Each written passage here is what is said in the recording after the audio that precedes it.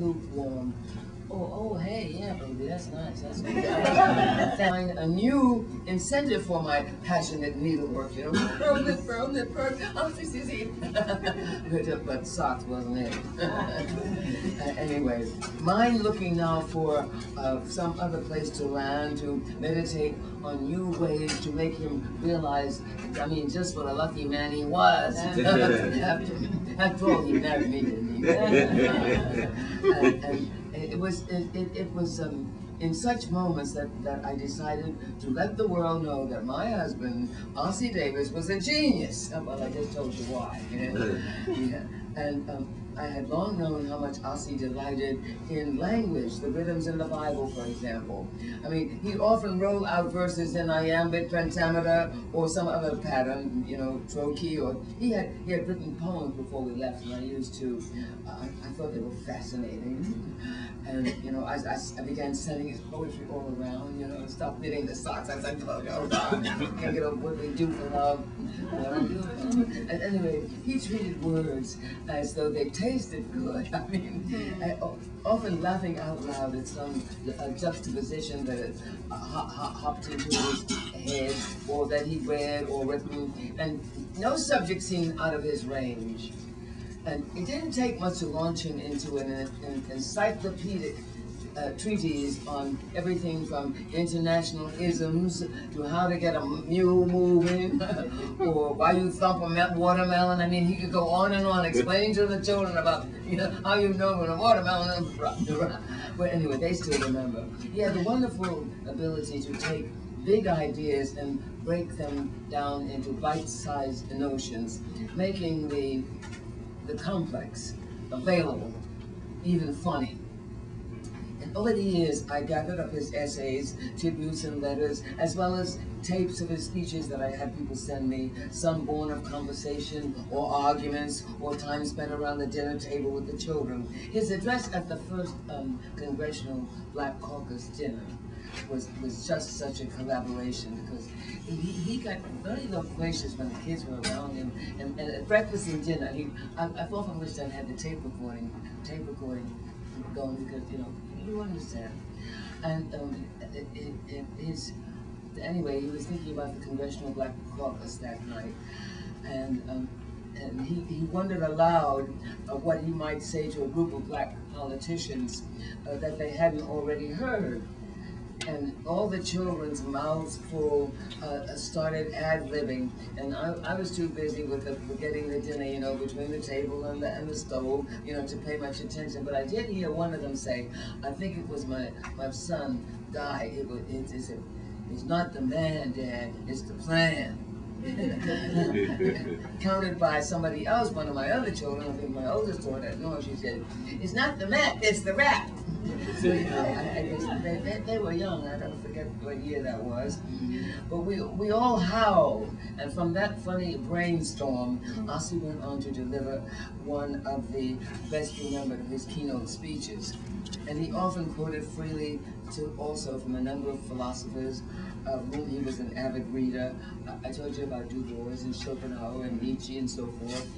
And later, he gave up quoting from his favorites, saying that he realized that he was just searching in other people's brains for a way to untangle himself from the chains of racism and other madnesses. And yes, he drew from people and stories and laughing and loving and a fertile environment. He grew up in the South, and material that I collected has some of the words that he left us. And I'd like to maybe share excerpts from a couple of those things that he left us. Mostly because, let me see now, English language. Oh, yes, well, I have to share, this is, we would argue sometimes. He'd get an idea, and we started a big fat argument, because I knew everything too, just like he did. You know, and at any rate, this I remember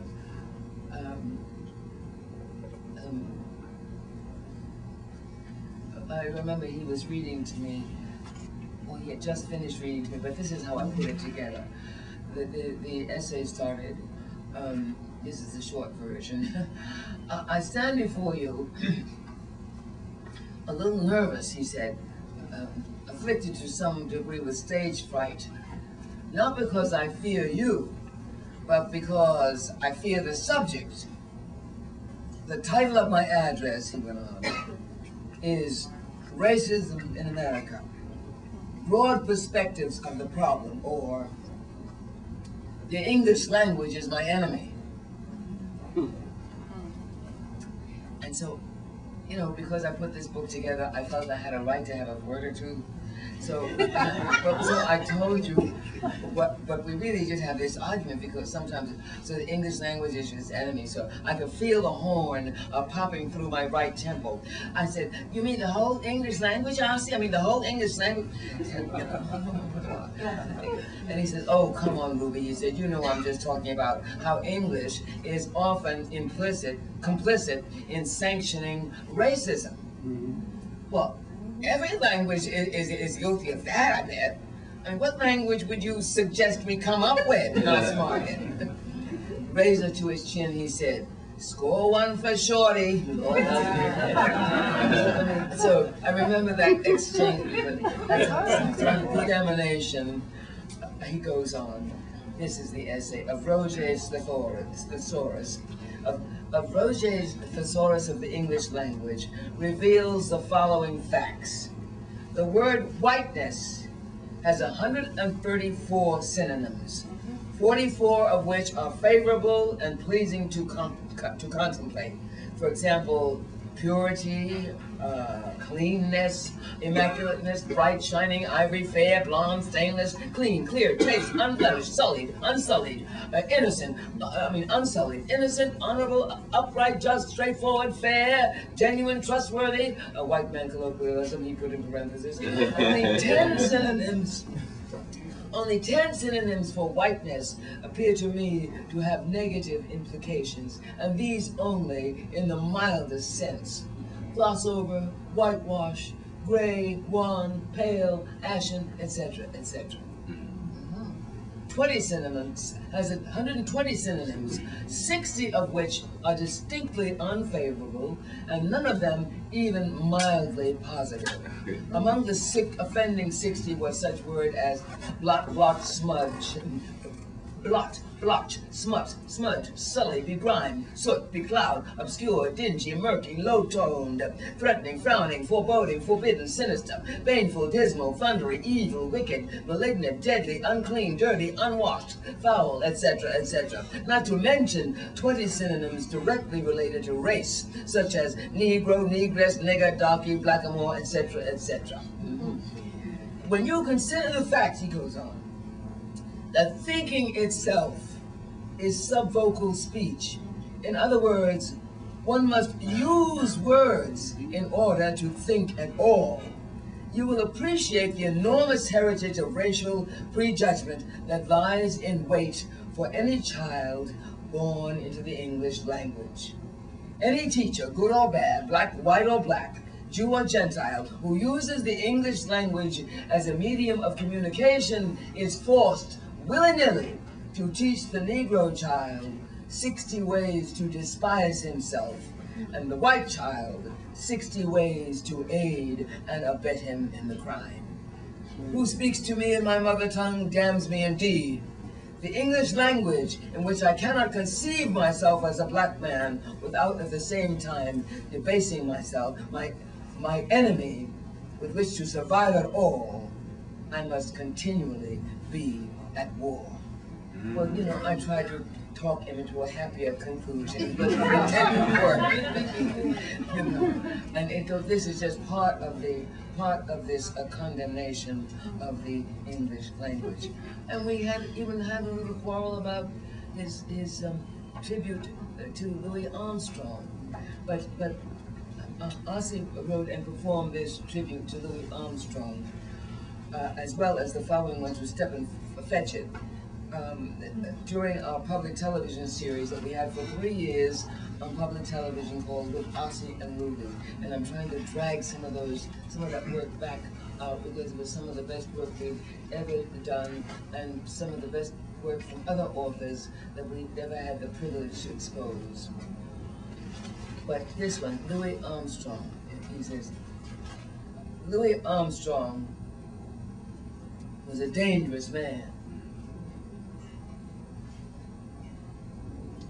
But it took me a long time to find that out. We used to laugh at Louis Armstrong. We knew he was good, but that didn't save him from our malice and our ridicule. Everywhere we looked, there'd be Louis. Sweat popping, eyes bugging, mouth wide open, grinning, oh my Lord, from ear to ear. Oof-tar, we called him.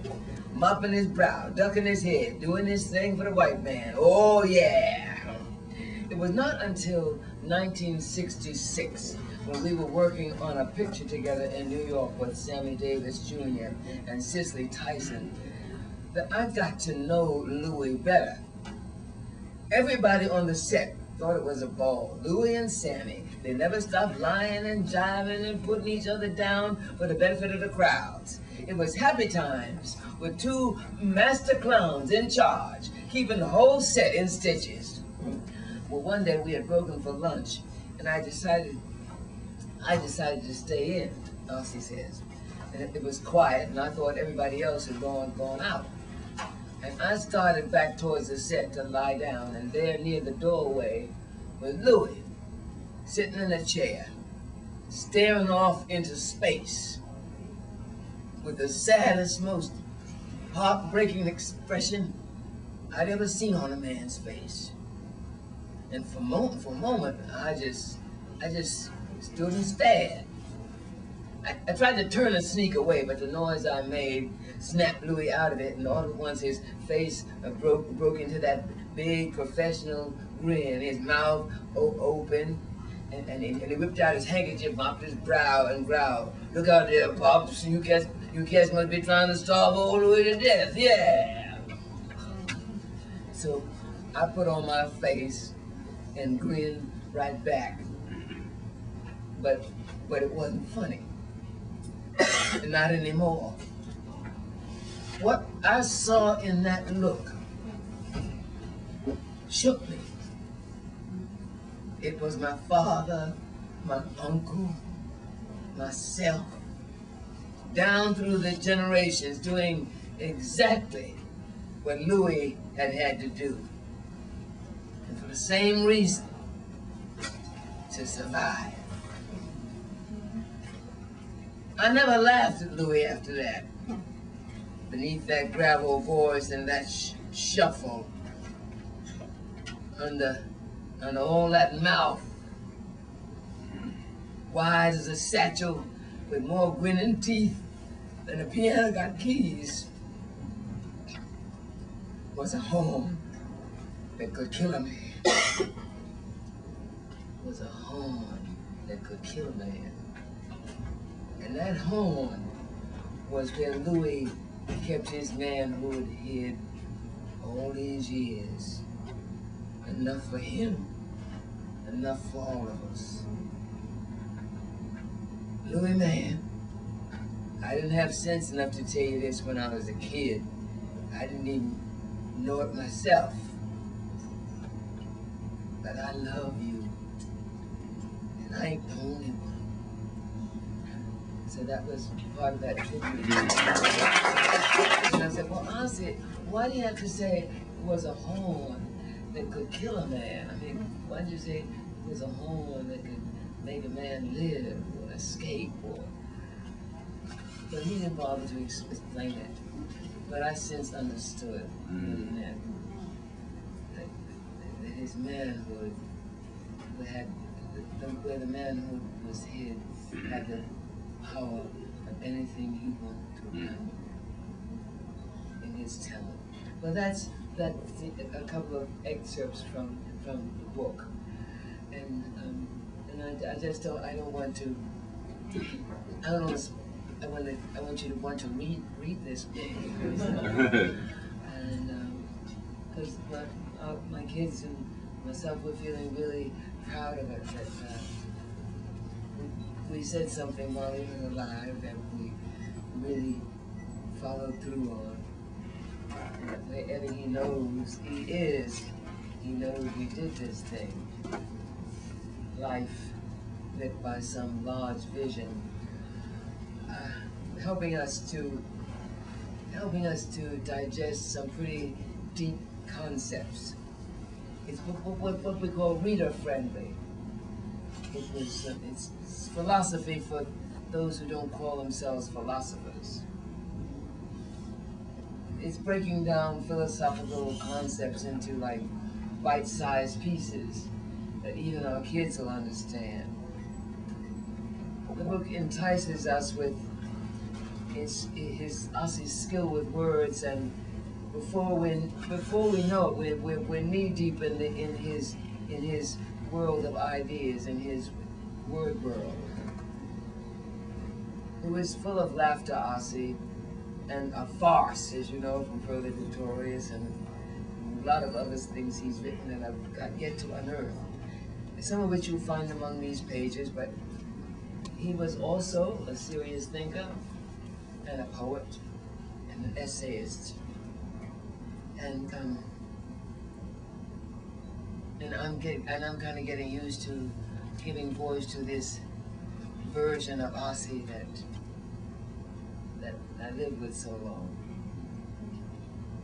So, does anybody to an experience when I thought I didn't even like him? I thought he was the most peculiar looking guy. It must be awful poor. He looks like he got his clothes out. So I would sit in the audience with the man that was cast as his understudy.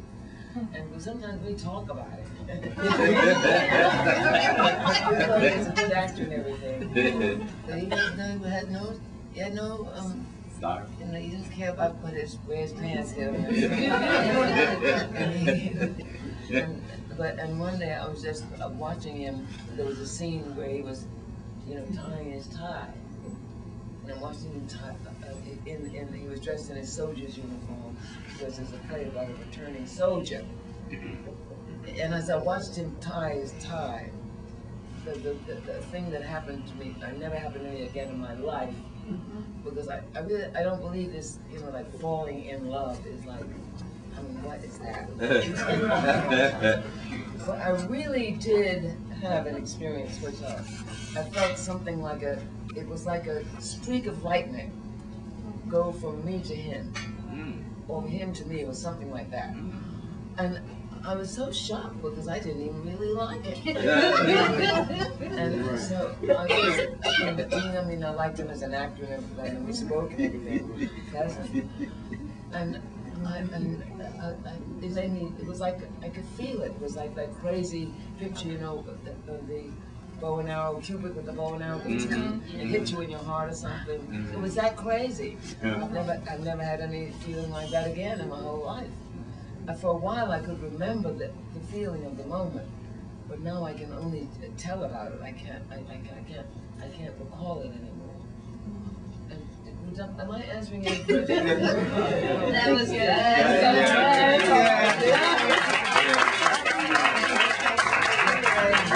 Yes. Helping us to get projects out that we've been working on, that I've been working on with Ossie, and I'm quite a busy woman in my old age. I'm getting discovered, you know what I mean? Yeah, so I'm in my third movie this year. In the last few months, I did in my fourth movie. I said, well, what's happening? And so forth and so on. And also, he always was ready, but he assured me that he would always say, well, let have Nora do that. He was always, before he left.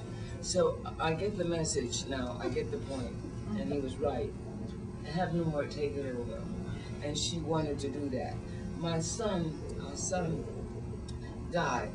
They absorbed so much from him and from his mother, Laura Davis. They were storytellers.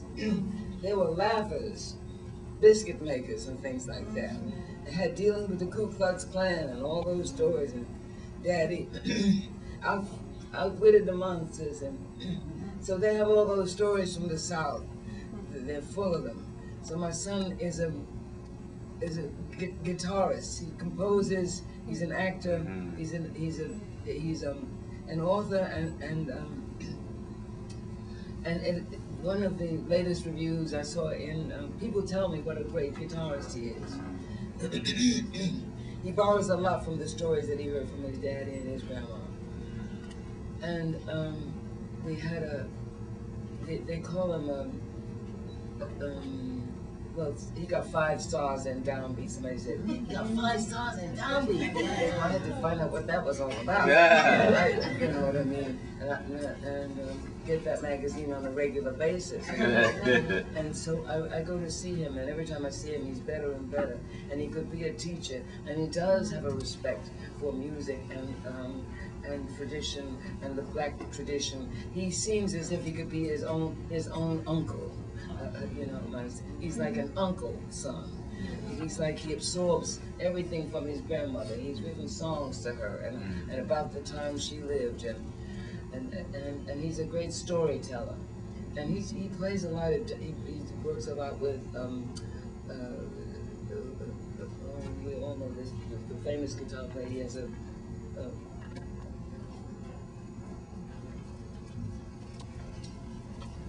I'm enormously impressed by where some of the people in the younger generation are leading us, and how they are working towards the next steps.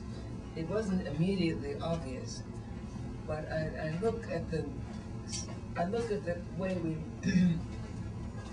we move as human beings, and it's not always easy. And this time is more difficult than the time I grew up in. But this is they're getting to what I call crunch time on Earth. And I think, as I look at the Oprah, and I look at all the people that she inspires, and I look at now working in Darfur, even the hip hop crowd. We hear of those who make mistakes, who don't always like. We talked about Tupac. I wrote about him because I knew his mama, but I also began, just as he was leaving, I began to see where he was headed. So I'm enormously encouraged by the new people coming along, the young women and the young men who really care. I like Sean Combs, Puff Daddy. He's Puff, you know, but that's not Puff Daddy. Yeah.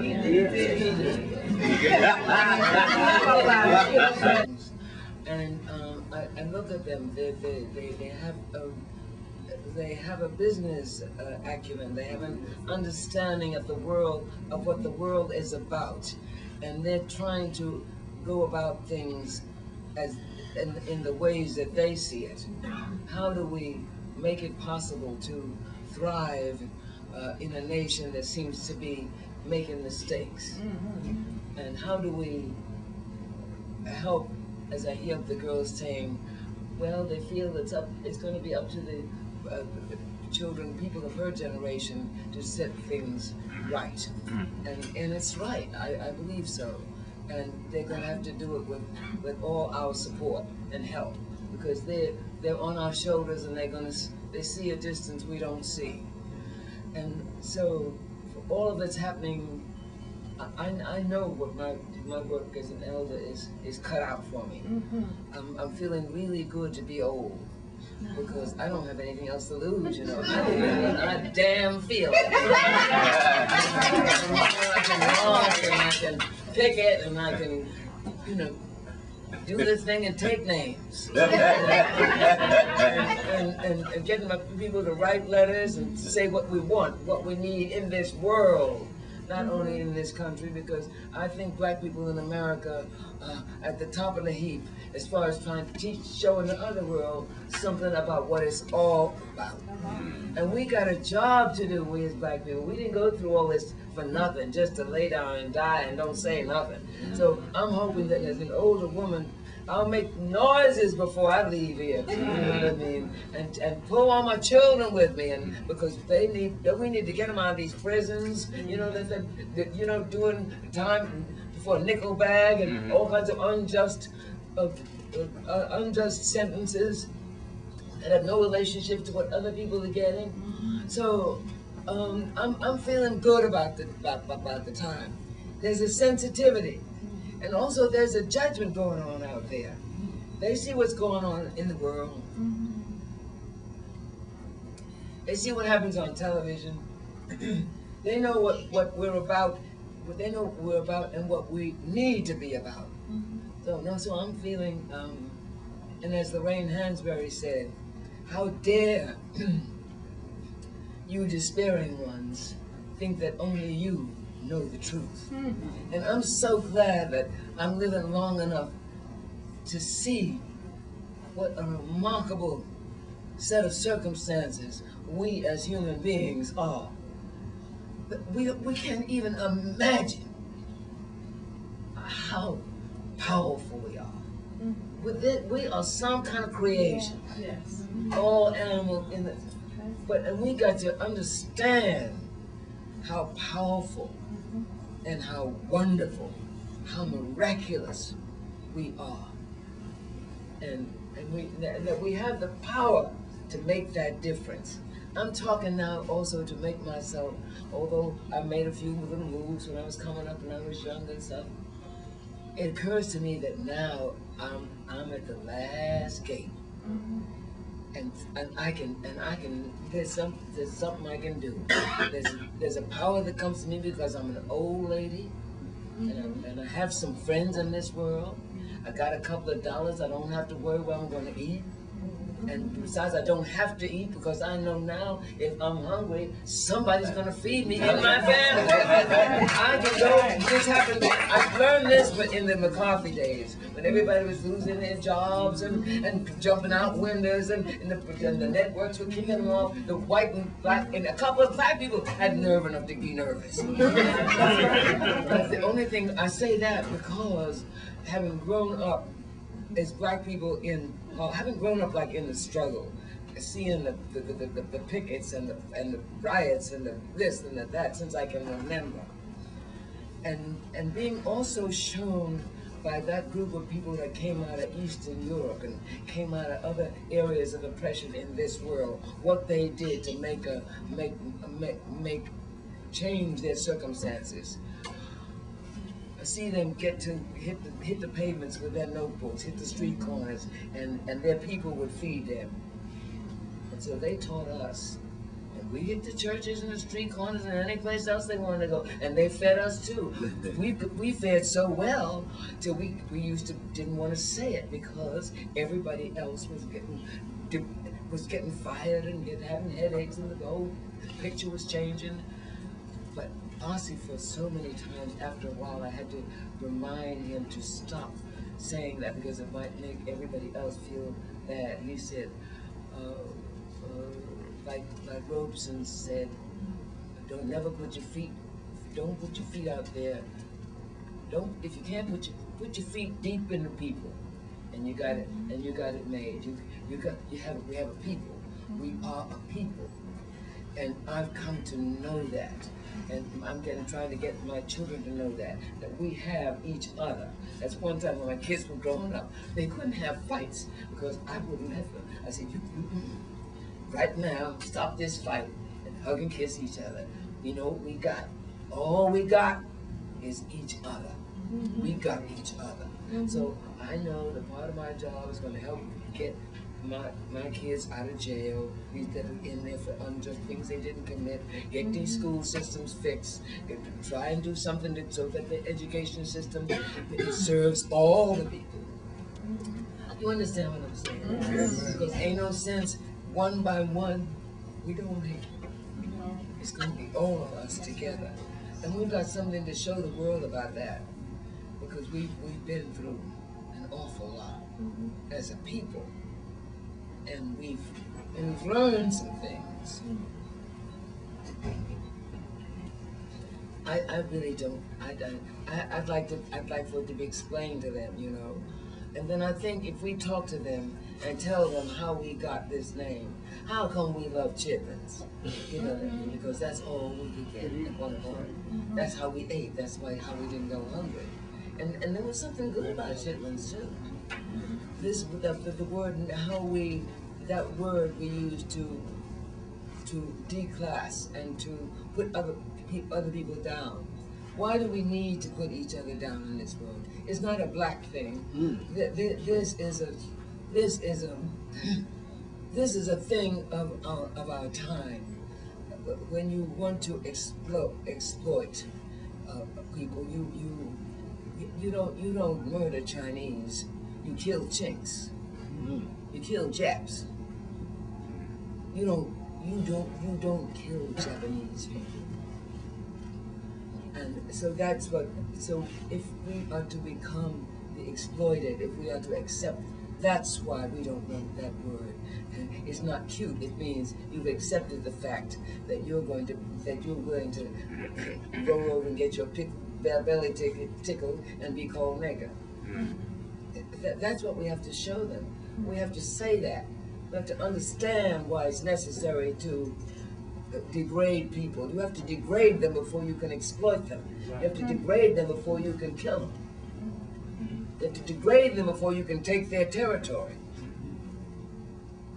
And if you accept that condition, you lay yourself open to the, somebody to say you roll over, nigga.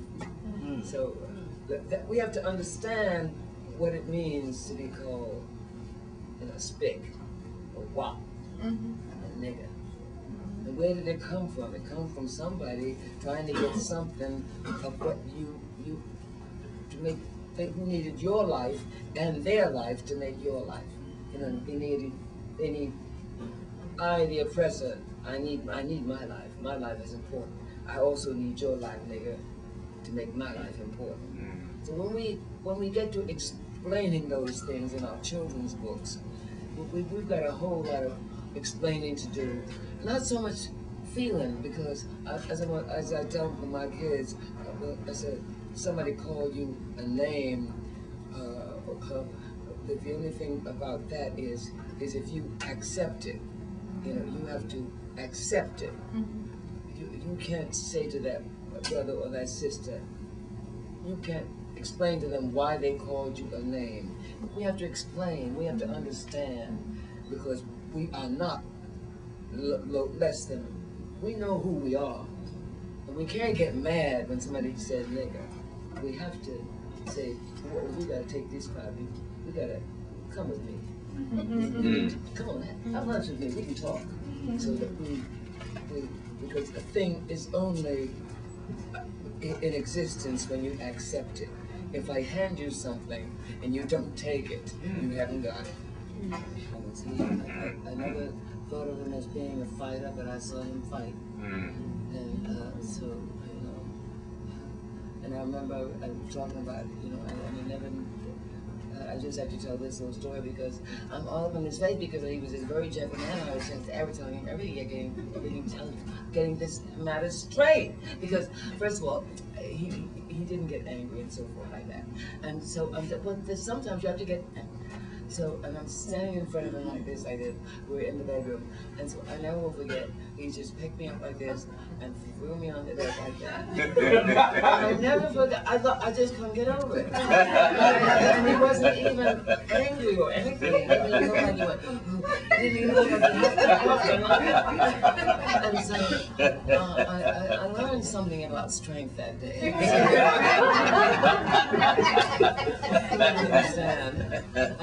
And I appreciate that, and I think a lot. I wrote a poem about so you know, the black men, these black men of strength among us.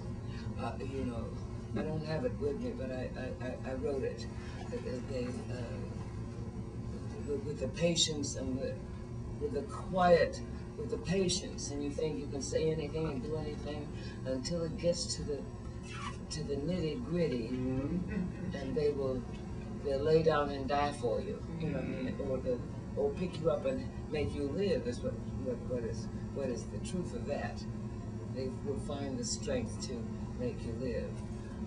Yes, I appreciate what you're saying very much, because I've seen him separate people in fights, and I didn't know what he was going to do. He just stood there and watched him, and then he would just go over to one, and then he would just go to the other one, and he'd say something to this one, and he'd do like that, and that was that. You know, he didn't, you know, he didn't join the fight or take sides, or he just broke up the battle. So I think I know what you're saying, and I learned a lot from it, I must say. Quick answer to that sister's question, because it has become evident, you know, to me, it's just been a blessing, just to hear you and be in your presence up close and personal like this. I mean, it's obvious that you're still here because there's a lot more that we need to learn, and that you're willing to give it, and I feel blessed for that. Thank you. I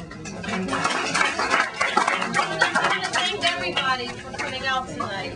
And you can purchase the book, Life Lit by Some Large Version, at the register. By Some Large Vision, I'm sorry, at the register. And this is a wonderful opportunity to have it personally autographed.